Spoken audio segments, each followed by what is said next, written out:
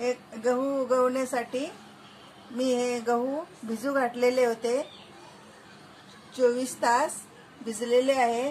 आता याचं गवत उगवण्यासाठी मी याच्यामध्ये टाकत आहे।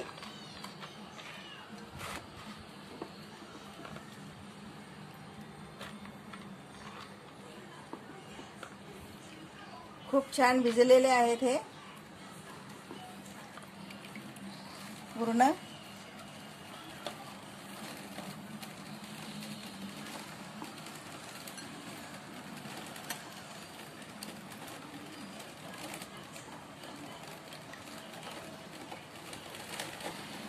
आता याला मी असंच ठेवून देणार आहे।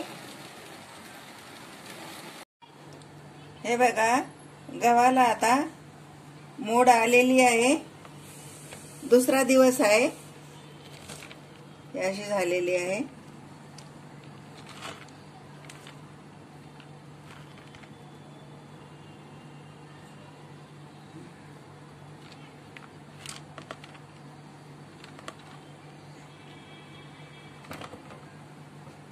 आता परत झाकून ठेवते याला।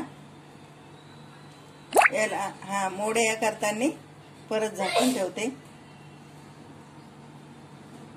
3 दिवस झाले गहू टाकलेले, तर आता बघा कसे वरती आलेले आहेत, अंकुरित सारखे झालेले आहेत, गवत आलेले आहे, सुरुवात झालेली आहे त्यांची। खूप छान आलेले आहेत।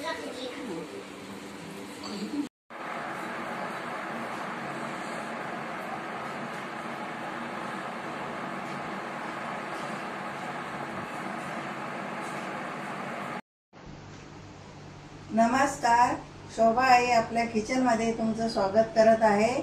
आज मी हे गहू टाकलेले 8 दिवस झाले, याचं गवत उकलेलं आहे। याचं मी तुम्हाला ज्यूस बनवून दाखवते।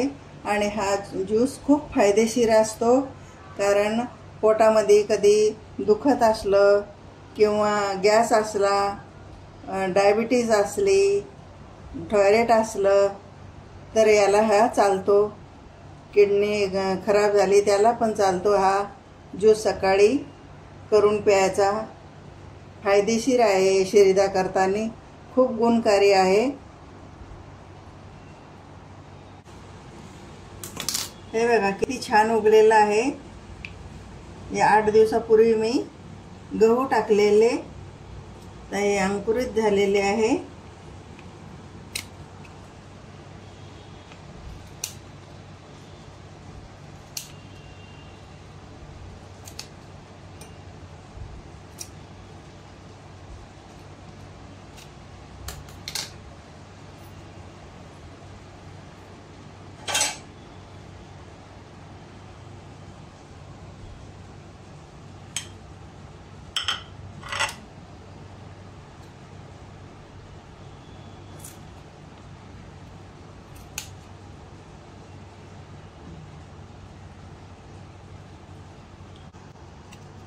हप्त्यातून एक वेळेस तरी हा याचा ज्यूस करून प्यायचा।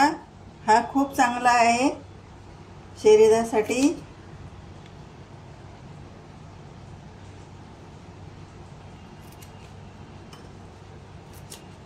हे बघा एवढं मी काढलेलं आहे। आता हे परत हे दुसऱ्या वेळेस ज्यूस करून देणार।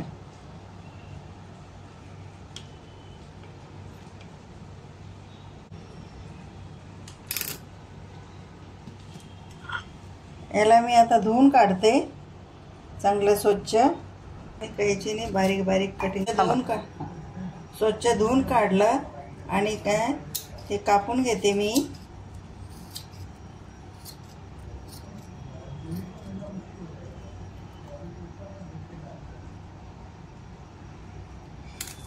थोडं याच्यामध्ये पाणी टाकणार आहे।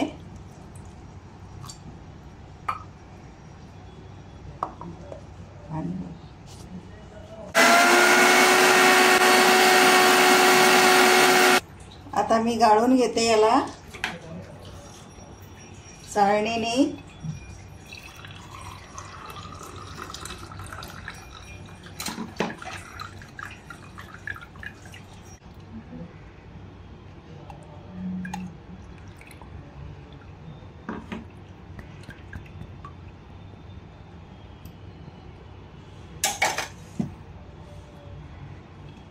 लाईटच दाखव ना. गव्हाच्या गवताचा ज्यूस तयार झालेला आहे. खूप छान आणि खूप लाभकारी आहे. हा सर्वांना करून पिला पाहिजे. खूप छान.